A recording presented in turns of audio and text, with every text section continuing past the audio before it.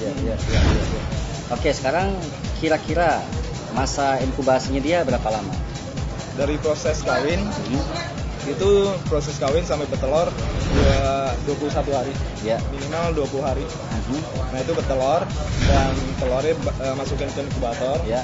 Kurang lebih 2 bulan. 2 bulan ya? 2 bulan atau 8 minggu. Itu berarti harus sabar juga ya, menunggu ya. Nunggunya cukup lama. 8 minggu. Iya, 8 minggu. Nah, terus setelah netes pasti kan nggak bisa nggak bareng. Iya. Ada yang mungkin ada yang 4 atau 5 itu netesnya minggu depannya lagi. Oh iya. Tapi batas waktu antara netes pertama sama yang terakhir 1 minggu kemudian. Terus ada lagi yang belum netes, itu pasti gagal. Oh gitu ya. Berarti ya, jarak maksimalnya 1 minggu kan? Jadi kita harus jangan berpikir buruk dulu kalau itu nggak menetas kan, tapi kita tunggu dulu seminggu. Kalau sudah lewat seminggu tidak menetas berarti itu udah gagal ya. Embrionya mati. Iya. Terus range suhu di inkubator itu jangan sampai lebih 32. Jangan boleh lebih 32 ya. Derajat Celcius nggak boleh. Kalau dia dari 32 embrionya mati. Panasan istilahnya Panasan ya. Iya. Berarti kalau ngomongin inkubator nggak perlu kita apa tapi kayak untuk pengecekan suhu mesti harus diisi ya. Perlu ada termometer ya. Jadi kita tahu range suhunya di sana berapa, naik turunnya berapa. Dan jangan sampai di bawah 26. 26 juga mati. Iya. Berarti ini perlu rekan-rekan perhatikan bahwa suhunya antara 26 sampai dengan 32. Iya. Tidak boleh di bawah 26, tidak boleh di atas 32. Karena itu akan berakibat fatal terhadap telur itu sendiri kan. Oke, sekarang mengenai dan saya tambah lagi ya. Itu range suhu yang 26 sampai 29 itu rata-rata menghasilkan perempuan, cewek. Oh iya, berarti kita bisa rekayasa sedikit ya tentang ininya ya, tentang kelaminnya ya. Kalau mau dapetin yang cewek, suhunya turunin ya. Iya. Oke. Kalau untuk yang cowok, suhunya di atas 30. Ya. Oke, kalau kita ngomongin kita belum tahu kan istilahnya begitu. Kita belum tahu. Secara biasa aja kita lakukan.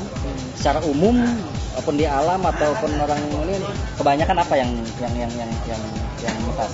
Kebanyakan yang jantan atau yang betina? Kalau untuk suhu di Indonesia rata-rata kebanyakan cowok. Cowok ya? Iya, karena panas. Karena range suhu di Indonesia kan 30 derajat ke atas. Iya. Kecuali di puncak kali ya. Oh, puncak kali. Bisa betina semua ya? Iya, bisa betina semua. Sebetulnya ada cara sih untuk mengakalin lagi dengan posisi suhu di Indonesia kan panas. Ya. Nah, di akuarium itu mungkin bisa ditaruh es batu ya. Waduh, kita mau cetak es batu tiap hari ini ya. Iya, untuk menurunin suhunya. Iya. Itu kalau mau. Kalau nggak mau ya mau normal aja ya udah. Artinya es batu. Oke, kita ngomongnya kalau untuk teman-teman yang baru mau start breeding atau jangan berpikir dulu yang aneh-aneh kan. Artinya yang biasa-biasa dulu kan. Jangan dulu yang ruwet dulu ya istilahnya kan, nanti kalau ruwet malah nggak jadi mau breeding atau mau pelihara baby dragonnya kan. Oke, sekarang kita udah bahas tadi dia mulai dari kawin, dari bertelur, kemudian menetas kan.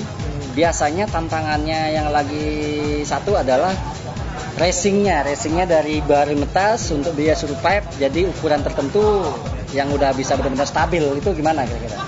Memang ada tingkat kesulitan dari pertama netes sampai adult lah. Iya. Sampai ukuran sedang. Mungkin kita perlu telaten. Dari yang baby kita mesti telaten. Jadi kan misalnya nih ya, netes 15 ekor. Iya. Dari total 15 netes semua dan range waktu 2 minggu kita masih bisa. Bisanya yang lebih gede kita bisain lagi tempat lain supaya mereka tidak berantem misalnya. Bukan berantem, jadi makanan merata. Oh iya. Jadi ada yang gede duluan, ada yang belakangan. Takutnya nggak kebagian makannya. Iya. Mesti dipisah. Terus makanan yang perlu dikasih cukup jangkrik aja sama sayur. Jangkrik sama sayur kan itu yang dari ukuran baru netas sampai ukuran medium ya.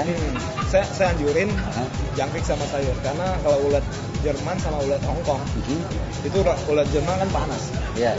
Itu mengganggu pencernaan sehingga bisa mati.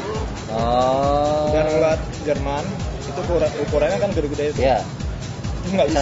Sasaran nanti dia dimakan sendiri ulatnya kan. Betul. Itu nggak dianjurin. Lebih bagus Oke. pakai jangkrik. Rekan-rekan udah tadi perhatikan bahwa makanan yang disarankan adalah jangkrik sama sayur. Sayur. Itu kalau kita lihat kan makanan yang paling gampang istilahnya kan jangkrik ya udah gampang mencarinya, sayuran tinggal colong sayurnya ibu di dapur kan. Kalau mau tanya sayurnya hilang. Ya sayurnya hilang terus kan, tapi bilang sayurnya kemana, dimakan sama Bearded Dragon kan, kayak begitu kan.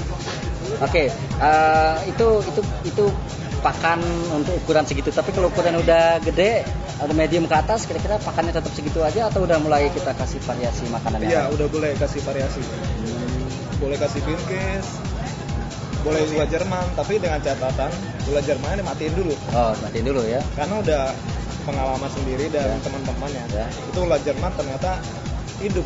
Dia makan walaupun udah gigi nih, udah kepotong. Hah? Kepalanya masih hidup, setengah badannya masih hidup. Ternyata Artinya gula Jerman masih hidup di perut buset. dan Perlu udah- dicatat itu, perlu dicatat. dan Perlu dicatat. kemakan Aha. itu ususnya sama perutnya digrokotin.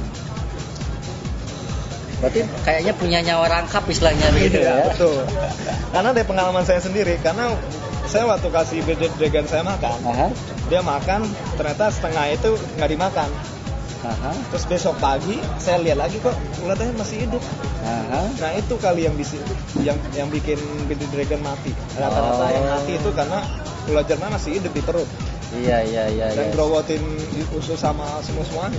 Saya pikir ini caranya ulat Jerman untuk balas dendam gitu kan. Iya. Maklum dia dari Jerman, oke dia dimatiin dulu, habis itu oke lu makan gua makan lu dari dalam istilahnya begitu kan. Wah, Dimatiin aja. Matiin aja ya. Kepalanya dijepit, Mhm. dipecahin udah mati. Ya, jadi udah terjamin lah ini dia tidak makan usus di dalam lah istilahnya gitu kan. Dan perlu tambah lagi Bearded Dragon perlu kalsium. Perlu kalsium Perlu ya. dari kecil supaya untuk proses pertumbuhannya cepat. Tapi persentase vitamin kalsium itu berapa persen dari makanan yang normalnya? Eh, dari seminggu cukup kasih 2 kali sampai 3 kali kalsium. Iya. Dengan Artinya cara persentasenya misalnya cuma 5% dari semua makanan atau 10% atau mesti sampai 40% ya? misal hari ini makan jangkrik. Ya. Nah itu full jangkriknya diolesin kalsium. Tapi dengan catatan jangan terlalu banyak juga. Itu cukup dalam 1 minggu itu 3 kali. Kalau kebanyakan kan enak dia sehat atau apa gimana enggak? Kelebihan kalsium. Akibatnya seperti apa kira-kira yang ujung terburuk? Akibatnya bisa mengalami itu ya apa? Kayak kram gitu ya. Oh kram. Ya? Kram dia jadi kaku. Ya. Kelebihan dosis. istilahnya. Over apa ya? Kayak hipertaminosis ya. Iya.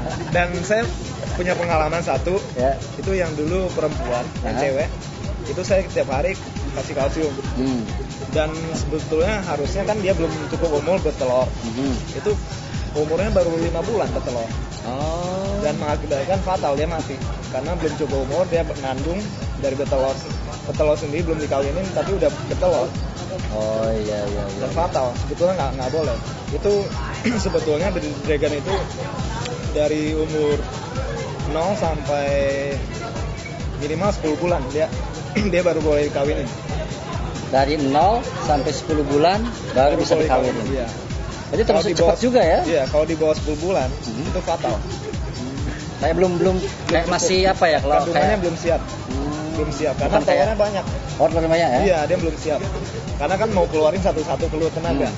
Tapi perlu undang-undang ini ya, undang-undang perkawinan nggak dia diatur ini kayak itu kayak manusia ya kan undang perkawinannya umur itu harus diatur seperti itu ya. Jadi bukan asal baru gede dikumpulin kayak begitu kan? Iya.